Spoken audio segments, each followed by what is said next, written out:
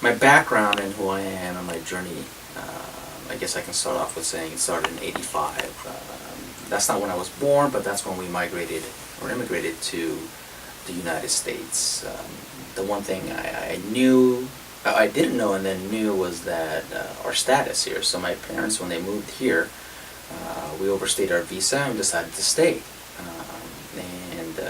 So when we did that, we became undocumented. Years later, we went through the process. Our paperwork was lost, and finally we got a chance to attain our citizenship. So I remember that day vividly. We all went downtown. There was roughly around 3,000 other new citizens, and it was one of the largest naturalizations that they've had. And I remember that day because, we all raised our hand. We pledged allegiance to the United States. Although I felt American, this sort of solidified it and gave that stamp of approval for us. So that was an emotional day for us. It was almost like burden or weights lifted off your shoulders, and we were finally American after living here for so many years. With that said, my educational endeavors were great and challenging at times. So I graduated high school, barely, and then decided to go to college. I worked a lot and took part-time classes. I took classes at Glendale Community College, Pasadena Community College, and I took my last course here at Pierce College before transferring to Cal State Northridge, where I did my undergraduate and my graduate work.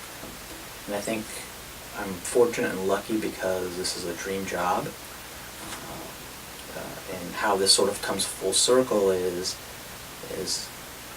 moving to the States with parents taking a chance of providing a life for their children. My parents, for myself and my brother, going through struggles, whether it was things that were in our control, things that were out of our control, having some privileges, having others that we didn't have privileged issues. And now I get to hopefully inspire all students, whether they're documented, undocumented, or wherever they come from, to do well and pursue higher education because it's important for them. So overall, this is a dream job, and I'm happy to be here at Pierce College. Professor Davutian is a very kind, caring, and respectful teacher who believes that every one of his students deserves a brilliant future. I'm very fortunate to be a part of the Armenian Club, which he is the club leader of, and each and every time I'm instructed by him, each and every time I walk into a classroom that he's in, it's just filled with such a bright environment, such a positive environment that I just don't want to leave. So some of my thoughts on Professor Davutian is that he's just an incredible, wonderful professor and just an incredible colleague. I really, really enjoy working with him. Let's see, what does he bring to the Communication Studies Department? Well, right now, Professor Davutian is actually is our chair. So he's the chair of the department, and he's such a hard worker, and he's doing so much for the department.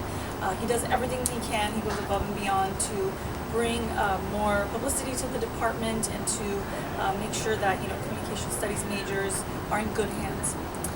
What skills does he bring to the classroom? Professor Davutian has excellent and wonderful communication studies skills. He has great oral communication skills, so what he brings to the classroom, his students are really, really lucky to have him as a teacher. He loves learning and he loves teaching, so it's great to have him as a colleague and as a professor. What relationships does he form with his students? Professor Davutian's really great with his students. Anytime you see him with a student, he's always willing to help. He's always there for them, and in the office we share an office, so if I ever see him in there, he's usually with a student, helping them through. Even former students come to him to tell him how great they're doing or where they're headed as far as transferring to university. So he has that great relationship with his students, and he keeps that inside and outside of the classroom.